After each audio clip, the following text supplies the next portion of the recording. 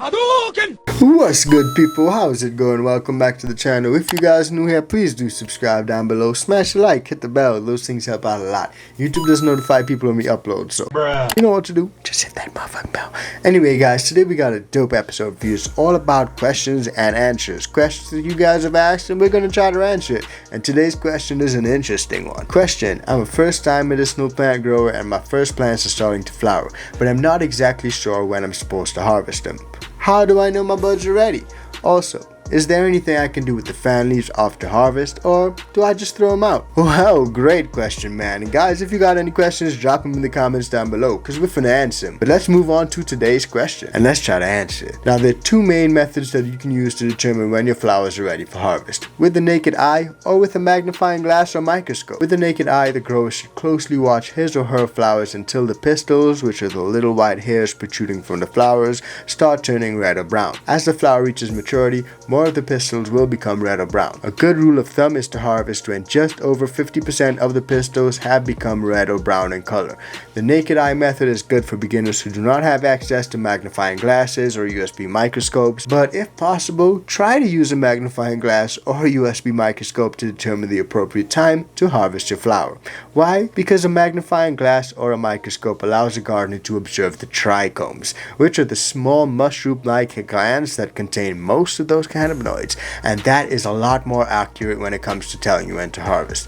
As the flowers start to ripen, the trichomes will turn from a translucent see-through color to a milky cloudy color, and then eventually to an amber sort of orange color. For most hybrid plants, the peak percentages will be when the trichomes are most milky in color. In other words, most growers wait until their trichomes have become milky to harvest, but some growers like to harvest a little bit earlier when the trichomes have developed but are still clear, which produces a more energetic, uplifting effect for most users, or later when the majority of the trichomes have turned amber, which produces a more lethargic effect for most users. Now, having a magnifying glass or USB microscope allows the grower to determine when to harvest more accurately depending on his or her personal preferences. All in all, a magnifying glass or microscope is a valuable tool for harvesting, and an investment worth making. I copped one and I still use it to this day. Now, to answer the second part of your question regarding the fan leaves, you can make extracts from them. The large fan leaves definitely contain cannabinoids, albeit far less concentrations than the flowers. Due to the low percentage of cannabinoids they contain, many growers just dispose of the fan leaves. Personally,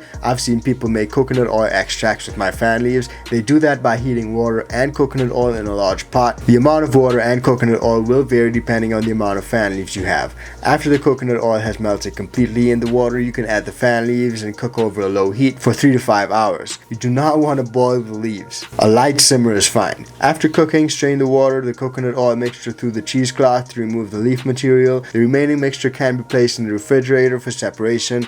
After 12 hours, the coconut oil will separate from the water and become hard. You can get rid of the water, scrape out the bottom of the hardened coconut oil to remove any sludge left by the plant material, and the resulting infused coconut oil can be used for making capsules, baked goods, or as a topical ointment. A lot of people also use the fan leaves to make tea, and we actually went through that with our Talking Loud podcast episode with Beast Coast growers, so check that out if you haven't already, man. But we got some great questions on there, and we got some great answers. We always try to answer them. Drop it in the comments if you guys got any questions, and we'll try to answer, man. And let me know if you enjoy these types of videos, man. And wait, this video is brought to you by Mars Hydro, where they have a variety of grow lights and grow tents for growers of all experience levels.